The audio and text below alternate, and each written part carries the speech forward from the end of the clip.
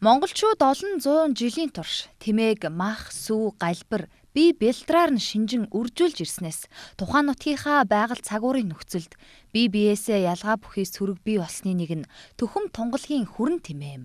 Төхөм Тунгалгийн хүрэн тэмээ нь Говьалтай аймгийн Төвөрөг, Шарга, Халиун сумын байгаль цагуурын нөхцөлд олон жилийн турш ардын болон зориудын шилэн сонголтын үр дүнд бий болсон ноосон ашиг шим, галбар бие цогцоороо жирийн Монгол тэмээнээс мэдэгдэхүйц өвөрмөц ялгаатай бие даасан популяц сүрэг юм а.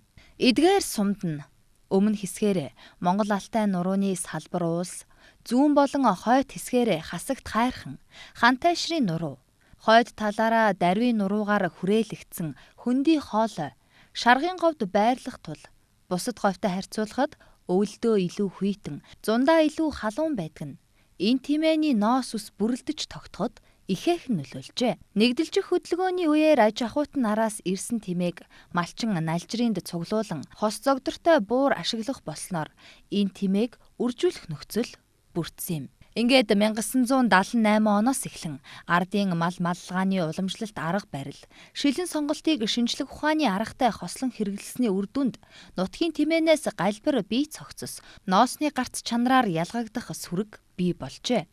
Энэ тэмээг бусад омгийн тэмээтэй харьцуулж үзэхэд хялгас ус бий болгодог анхдагч уутанцар, ноолуур ус бий болгодог хоёр дахь уутанцрын тоо илүү байгаа нь ноосны ургалт шигүү их байгааг батлан харуулж байгаа юм.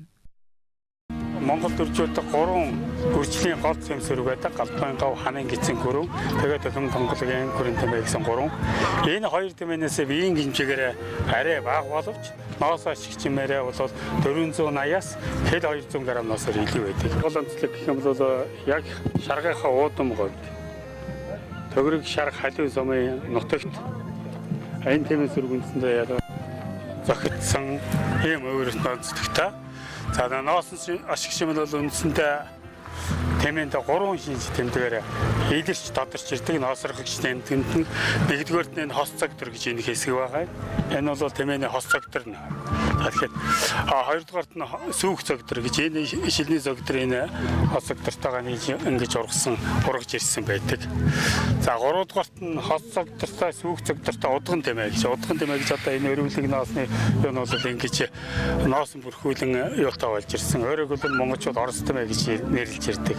Ийм үндсэн шинж тэмдгүүдээр бол ноосрох шинж тэмдэг нь тод илэрч тэр нь удамшин батчид тогтсон ийм сүрэг байгаа юм. За ер нь Монгол тэмээнээс юугаар ялгаатай гэх юм бол үндсэн гол шинж нь ноос ашиг шим.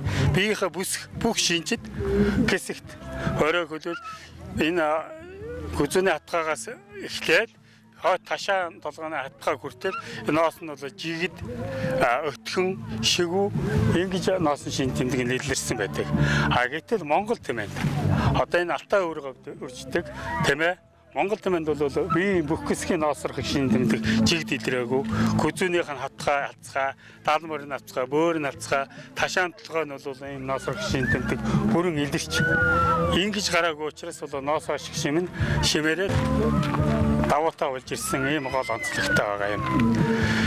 За хоёрдугаарт алтан өндөр салбар уулсын дунд байгаа энэ говьд өршиж байгаа энэ тэмээний ноос ашиг шим нь цагаагаар байдлаас болж бас янз бүр байгаа юм. Тухайлх юм бол огцом хүүтэрдэг, огцом халддаг, уур амьсгал, эрсдэс байдал, тэгээд өндөр уул, гэнт намдар байдал энэ нь бол цагаагаар нөлөөгөөр энэ Төхөм Тунгалгийн хүрэн тэмээний ноосны нарийн экран нэлээд нарийн болж ирсэн. Энэ нь бол бас тухайн тэмээний төсвөрлөө чанар, тухайн тэмээний бас ашиг шимийн өндөр чанар нь бол энэ дээр гарч ирж харагдаж байгаа. Ийм онцлог байгаамаа.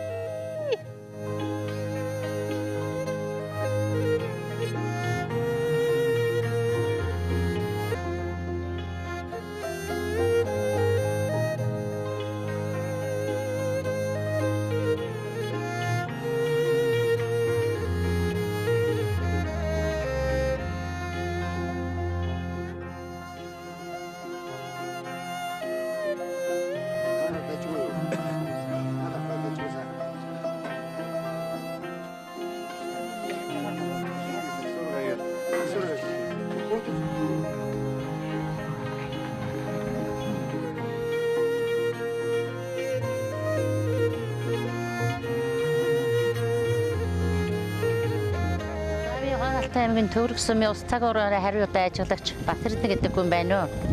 2008 оноос өдөө хүртэл одоо тус сумын цагуурын харуултай ажиллагчаар ажиллаж байгаа.